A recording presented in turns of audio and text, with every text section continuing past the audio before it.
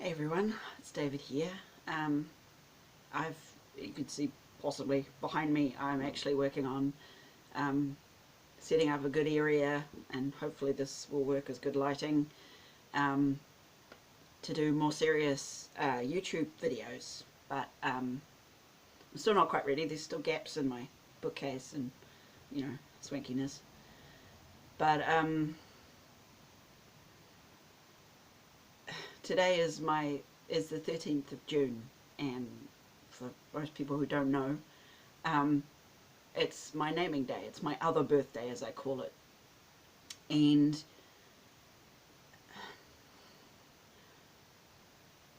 long story short, in 2000, when I was 21, I, with a lot of help from Mum, legally changed my name. And while the story is really long and arduous, I changed my name in order to get free of my history, my past as a victim of abuse and stuff, and to try and recreate myself closer to who I wanted to be. And on the certificate that says, "Congratulations, you're now legally known of as blah de blah," it said 13th of June. So for 19 years I celebrated the start of my journey to try and live my life as me.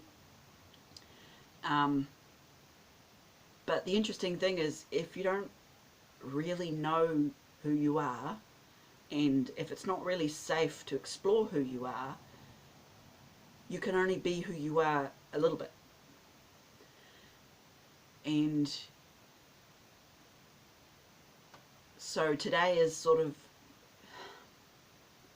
it's my happy day. It's my other birthday, because my actual birthday is sort of just like immediately after New Year's, and no one's ever around, because in New Zealand, January is, everyone goes on holiday. It's the middle of summer.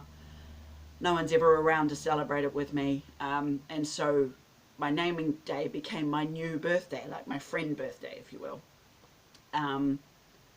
So it's a big thing. It's 19 years today, but it's sort of I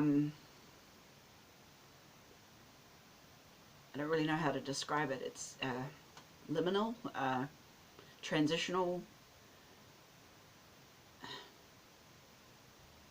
When I was 21, I believed by changing my name, that would be it.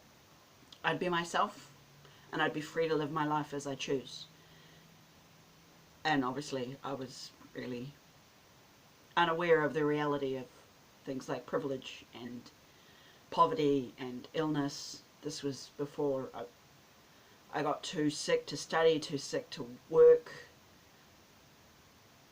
I had all those, squidgy, happy, innocent dreams of youth, as older people always say, which used to annoy the hell out of me when I was young, but I now completely understand. And so today is to be quiet, because I'm also actually sick. I've got hypertension problems and a fever, so I can't go out and party and do stuff. But it's still the 13th, and I'm trying to relaunch the Time Speaker universe and my author brand and all of that stuff. And part of that is to create an environment, like having a background that's all pretty, and I get to show off my amazing katana and the sax blade as well as the teddy bear that I make, or have made and do make whenever I've got fur and stuff. I'm trying to make the brand that's not a brand but me, to launch it, and I want it to be well enough to do the launching video. But today is important, and so often I do videos or posts or whatever retroactively.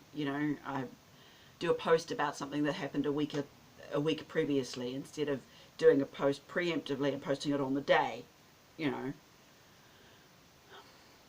I'm sick and tired of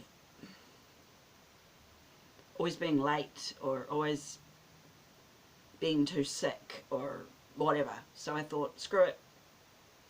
Things aren't done and I'm sick. But screw it. I'm going to bloody well do something on my naming day. In Grow, we say, one of the many things in the program, we say, if a thing is worth doing, it's worth doing badly for a start while improving. And I have this massive desire to be perfect. I want to be able to do stuff immediately, and not be embarrassed by screwing it up. But I'm learning that screwing it up is part of being human, and in order to counter my perfectionism, I have to screw things up. So I'm starting my videos only half prepared, because today is my naming day, and it's 19 years, and if I can somehow get all the money together, it may be my last naming day where I'm legally my old name. Hopefully.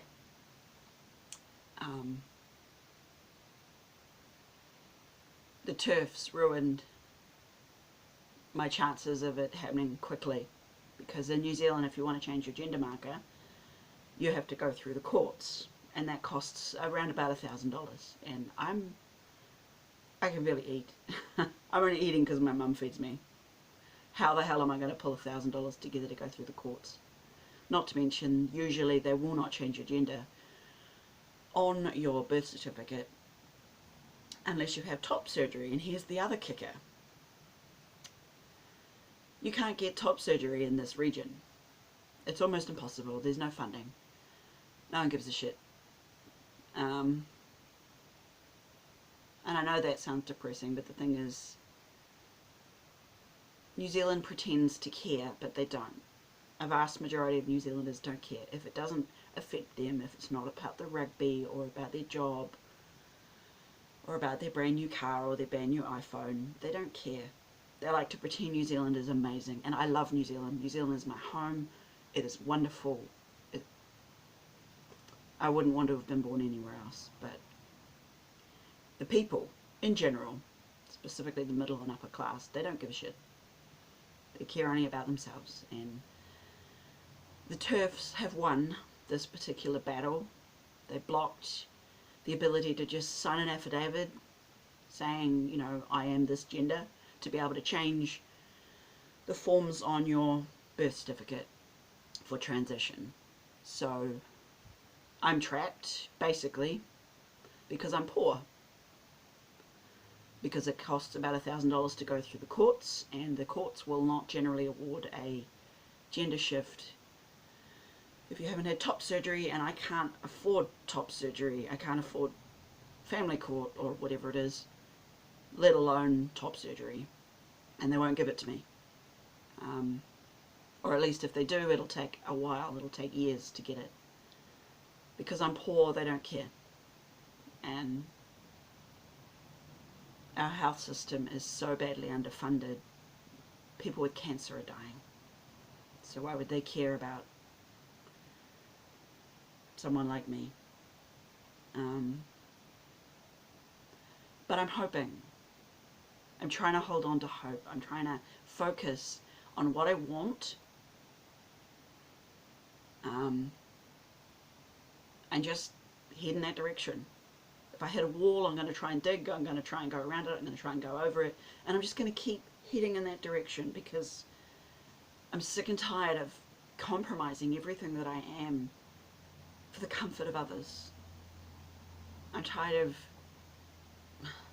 When I was really, really sick, I would sit there in a social situation, a group of people, and, you know, so-and-so would bitch about their itchy, their sore knee or whatever, and oh no, they've got a they've been drinking too much the previous night, so they've got a hangover, and oh, they're suffering so terribly. And here I am, aching from head to foot with fibro and arthritic pain.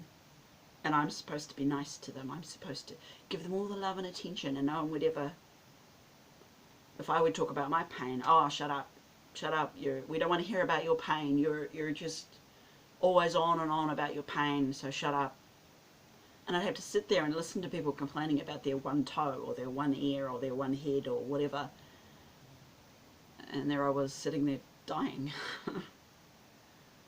I've had to compromise myself for my entire 40 years of life. And I've had enough. I'm not entirely sure how I'm going to proceed, but I'm going to proceed. And my dream is to be able to transition to the point where I can be safe.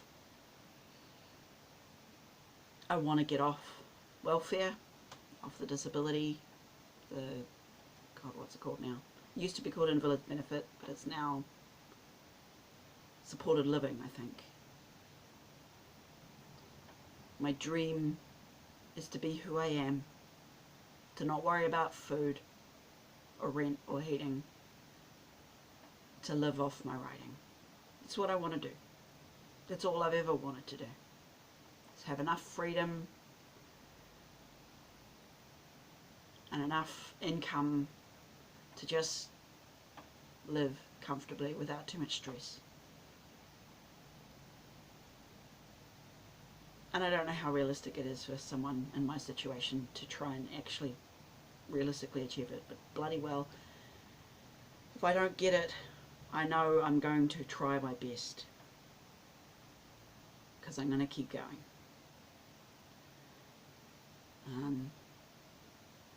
Branding for TSU is really hard, because you don't actually, all the models say you don't brand the books, you brand the person, the author, which is me, and my interests are kind of different. They're not mainstream at all. And, you know, it's easy for teeny boppers. I wonder if that's a derogatory term. I don't actually know if that's a derogatory term or not. But the young ones, the teens, getting excited about Instagram and all the other bits and pieces, and going through with all the fashions, and they're just flowing with the crowd. They're not being themselves. It's easy to brand someone like that because they can just be popular. They can be involved in all the things that everyone else is interested in, you know. And I'm just not. I'm interested in thinking deeply, feeling deeply. I'm interested in physics, philosophy, justice, peace. And I'm very definitely interested in TSU. It's been my obsession since I was 11, 12. So, I don't know where it's going to head. I don't know how successful I'm going to be. I don't actually think I'm particularly sellable. Not to sort of a mainstream mindset anyway. But I have a very deep feeling that there are others out there like me who need people like me to be loud, to stand up and say, look, there is so much diversity out there, and we all deserve the right to be a part of life, to exist. We deserve the right to live. We deserve the right to peace. We deserve the right to health care and decent legal process, and we deserve the right not to be discriminated against or murdered. We deserve the right to live in peace and freedom like everyone else. And while I have no, well, I'm white passing, it's pretty much my own, white passing and education are my only privileges. I'm also not as vulnerable as I used to be. So I can step forward and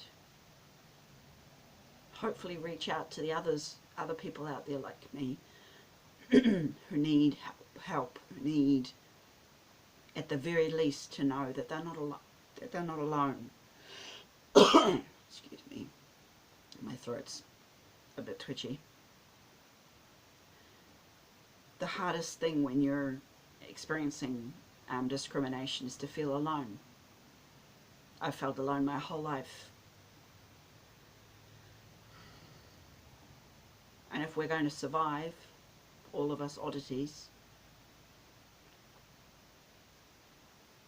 we have to be together, we have to connect, we have to support each other and fight for each other. And I'm in poverty, so I have no idea how I can literally help other people, but I'm going to do my best. I'm going to try and reach out. I'm still trying to design TSU so that it's friendly to all of us wonderful freaks, or as many of us as I can. I used to design TSU to try and be for everyone. Everyone. And I realized in the last couple of years that TSU needs to be for those of us who don't fit in the mainstream. You know, I wanted to be ridiculously famous and rich and save the world with money and power, but unless something really big changes, it's probably not going to happen. Mainstream doesn't particularly care about us, those of us who don't fit into their boxes. So we have to look after each other. And that's what I'm going to try and do, or at least do my part in.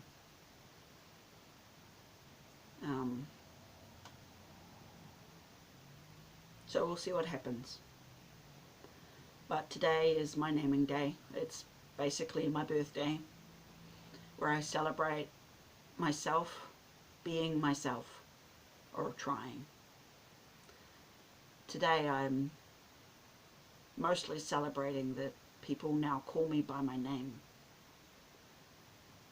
I've had David as my secret self-name since I was about 5 years old. And now people are calling me David.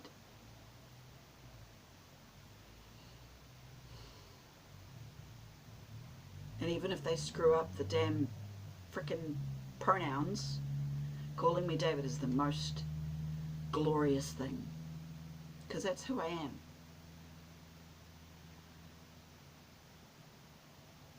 And while most people don't know what that actually means to me, personally, they at least respect that David is my name and they call me by name David.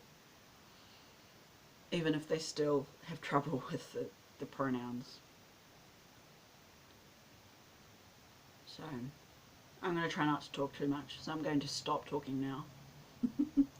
And say, happy naming day to me, and I hope I can get better with doing videos and figuring out the editing program that I've got, which isn't very good. It took me half an hour to cut a chunk out of a video a while back, so I'll see what I can do. But I shall keep trying to learn and keep trying to be better at doing videos and discussing things that are important, and I'll keep writing as I do and keep working towards a future where I'm allowed to be who I am, and hopefully reaching out to others and let them know that they're not alone. I may be in the arse end of the world in New Zealand, Aotearoa, but we live in a world that's really small because of the internet. So I am here, and no one's alone. Not really. Anyway, I need to get some water in my mouth before I start coughing. Aranitasa.